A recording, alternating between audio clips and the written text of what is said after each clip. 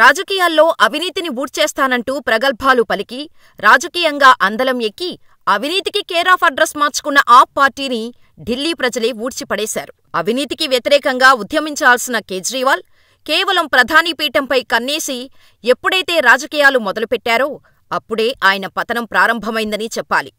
ఆయన అవినీతి వ్యతిరేక రాజకీయాలు కొనసాగించి ఉంటే కేజ్రీవాల్ రాజకీయాల్లో వజ్రంలా నిలిచేవారు. ఆయన ఢిల్లీలో పాగా వేయటంతోనే ఇక తనకు ఎదురులేదన్న రీతిలో అవినీతి పంకీలంలో కూరుకుపోయారు. ఆయన మంత్రులు, అనుచరులు, ఎమ్మెల్యేలు అంతా అందులో దిగబడ్డారు. ఆయన అనుచర గణం కూడా రాజకీయాలు నడిపింది. అవినీతి అన్నది అగ్నికణంలాంటిది. అందుకే 10 ఏళ్లుగా అందలమెక్కించిన ఢిల్లీ ప్రజలు విసుగు చెంది ఊడ్చేశారు. అన్నా హజారే అవినీతి వ్యతిరేక ఉద్యమంలో చేరిన కేజ్రీవాల్ ఓటమిని ఇప్పుడు హజారేనే అభినందించే పరిస్థితి వచ్చింది.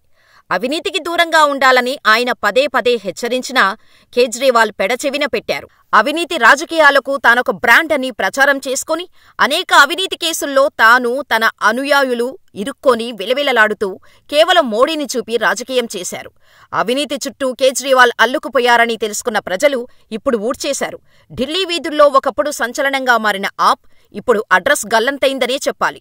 రాజకీయాల్లో అవినీతి అంతమవ్వాలంటే ఆప్ రావాలన్న పార్టీగా గుర్తింపు తెచ్చుకున్న ఆప్ అనతికాలంలోనే అవినీతి పార్టీగా ముద్ర వేసుకుంది.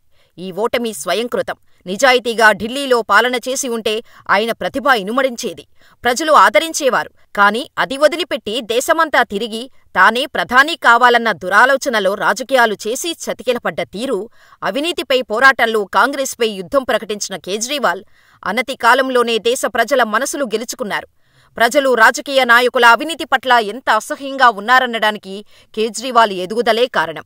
అనతి కాలంలోనే కేజ్రీవాల్ నిజస్వరూపం బయటపడింది.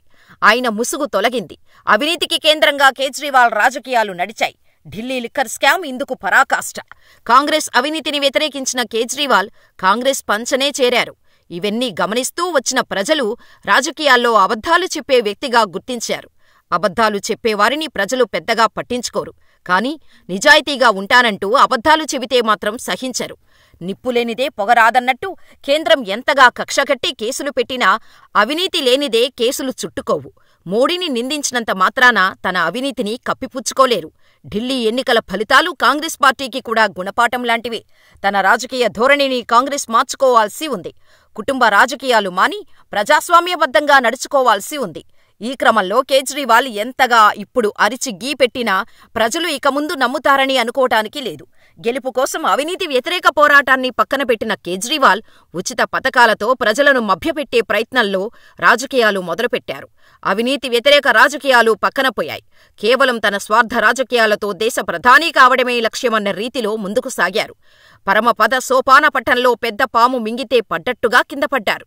ఇప్పుడు ఆయన అవినీతి వ్యతిరేక మాటలు చెబితే ఇక ప్రజలు నమ్మరు. ఏం చెబితే, ఏం చేస్తే రాజకీయంగా ఎదగగలమో కొత్తగా ఆలోచించాలి. అవినీతికి సంబంధించి మాట్లాడితే ప్రజలు చీత్కరించే పరిస్థితి వచ్చింది. దీంతో ఇప్పుడు కేజ్రీవాల్ పతనం కూడా ఓ రాజకీయ గుణపాఠంగా చూడాలి.